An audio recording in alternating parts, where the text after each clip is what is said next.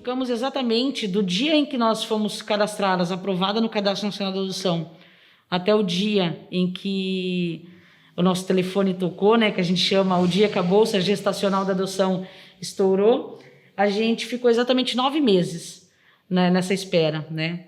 Aí nasceram as meninas. Ai, essa espera. Na verdade, eu procuro não pensar nisso, sabe, da espera. E como a gente entrou meio que numa busca ativa, numa coisa, isso faz mal pra gente. E existe dois sofrimentos em relação a isso. O sofrimento da gente que tá nessa angústia, que nem você falou assim, como que é a espera? A espera é horrível.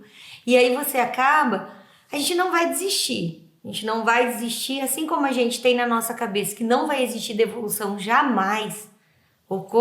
Aconteça o que acontecer quando nós tivermos os nossos filhos do nosso lado, em contrapartida a gente fica assim, será que isso vai acontecer?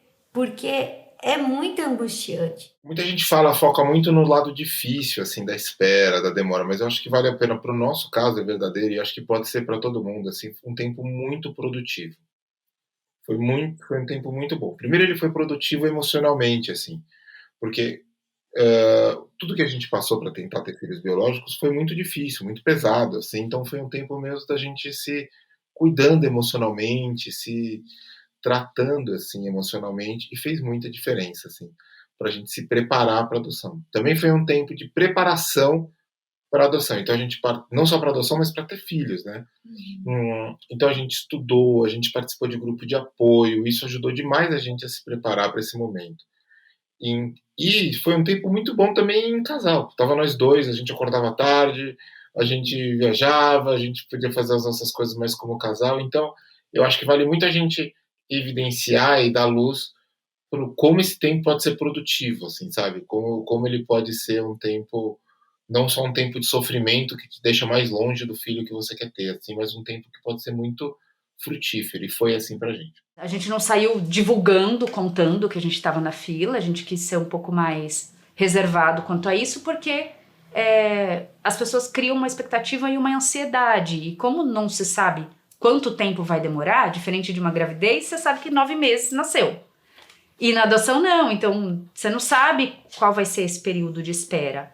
Então a gente não foi assim divulgando muito para todo mundo que a gente estava seguindo esse processo.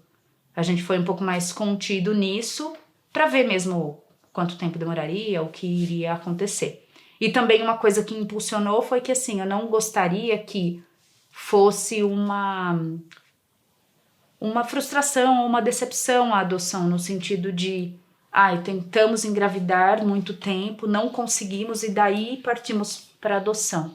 Como eu não queria que acontecesse isso, então a gente quis primeiro já entrar na fila e deixar esse processo acontecer e receber a criança porque a gente queria a adoção e não porque foi uma dor, né? Passou por uma dor, muita gente, a gente já viu viver isso, a gente não queria que acontecesse, então a gente já entrou na fila. A fila de adoção, infelizmente, tem uma diferença muito grande.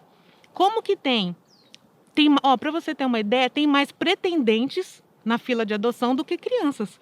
Ué, mas se tem mais pretendentes e tem poucas crianças, por que essa fila não anda? Essa fila não anda porque as pessoas ainda querem um bebê loiro dos olhos claros. E nós não temos esse bebê aqui no Brasil. Bom, o tempo de fila da adoção tem direta relação com a escolha de perfil, né? Com o perfil que a pessoa que vai adotar escolhe para a criança que ela pretende adotar, né? Especialmente com relação à idade. Então, o tempo de fila também varia de acordo com a cidade, né? As filas, primeiro de tudo, são municipais.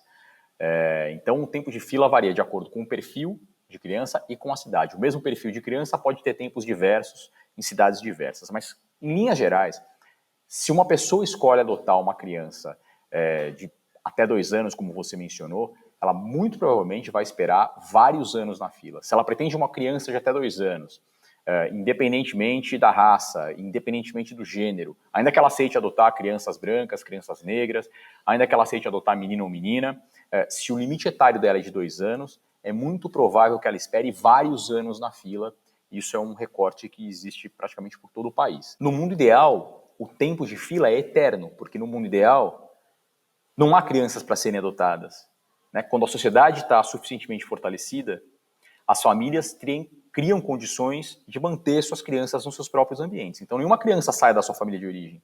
Logo, não há crianças para serem adotadas. Então, quando o tempo de fila decorre da falta de crianças para serem adotadas, isso é um bom sinal em termos de estruturação social. Porque, de novo, quando a gente conseguir robustecer suficientemente a sociedade, especialmente as famílias mais vulneráveis, o tempo de fila vai ser eterno, né? Nenhuma criança vai deixar a sua família de origem para ser adotada por uma outra família. A primeira impressão que dá é que você, tipo, quando você vê todas aquelas fichas, né, que você tem que preencher, dá a impressão que você está comprando uma mercadoria, né? Porque ali tem tudo, desde cor, idade, se tem irmão, se não tem, se é doente, se não é, problemas que curável ou não, né? E tudo mais. Então é bem complicado, essa parte é muito estranha, assim, você preencher aquele formulário. Os pais são preparados pela vara da infância, né? E junto com os grupos de adoção, de apoio à adoção.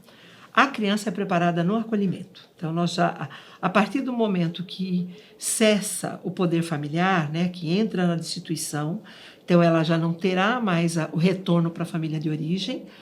Cabe aos técnicos da instituição fazer todo esse trabalho, né, de organizar a vidinha dela entender o que é uma família e dela se abrir. E nós respeitamos o tempo que ela tem. Tem criança que, de uma maneira até rápida, faz opção por uma nova família. Tem crianças que precisam de um tempo maior. Então, ela só vai receber o contato dessa família, de uma nova família, quando ela se sentir preparada. E aí cabe a equipe técnica, junto com a equipe técnica do Poder Judiciário, de ver esse momento. Cada um na sua situação, no seu momento de espera, né, dessa espera demorada, tem os seus anseios, as suas dúvidas e os seus medos. Então, a gente costuma fazer essa pesquisa para quê? Para ver o que eles estão necessitando de ouvir, né? E a gente traz diversos temas, né? Temas de adoção, grupo de irmãos, temas advogados para falar a parte burocrática de adoção, que tem a sua demora, tem a sua burocracia, que é importantíssima. E hoje eu vejo a importância disso. Eu, hoje, como mãe adotiva, a gente vivencia momentos que o grupo de apoio à adoção já nos trouxe, né? Tanto um filho contando ou o pai e a mãe contando de como passou por aquele momento difícil, porque os nossos filhos chegam com uma mochila, né? E quando essa mochila é aberta, quando eles abrem a mochilinha de história, de vivência, é muito difícil, né? Se você não tem um respaldo, se você não tem um acolhimento, um momento onde você pode falar, dividir suas dúvidas, os seus medos, esse é o papel do grupo de apoio à adoção. É ouvir os pais, é receber os pais pretendentes, né? Os pretendentes à adoção e sim os que já são pais adotivos, né?